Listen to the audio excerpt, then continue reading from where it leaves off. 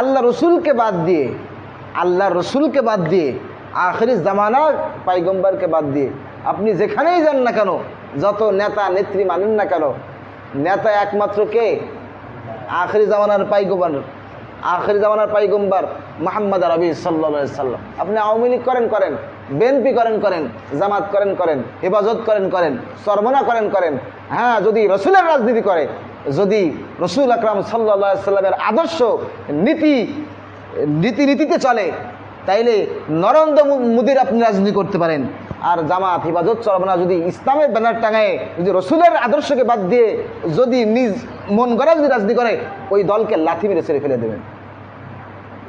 আফা হুকমাল জাহিলিয়াতি ইয়াবগুন, আল্লাহ বলতেছেন বড় দুঃখ যে তোমরা আল্লাহর কোরআনকে বাদ দিয়ে জাহেলদের মতন তোমরা কামনা করতেছো যে আল্লাহর হুকুম বাদ দিয়ে জাহিলিয়াতের যুগের যেই নীতি আদর্শ ছিল সেগুলোকে তোমরা কায়েম করতে চাও।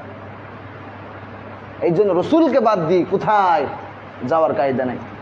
তা আমি আজ বলতে চাচ্ছিলাম যে কিয়ামতের ময়দানের ভয়াবহতা সম্পর্কে। কিয়ামতের ময়দানে কি ভয়াবহতা আমাদের সাথে ঘটবে।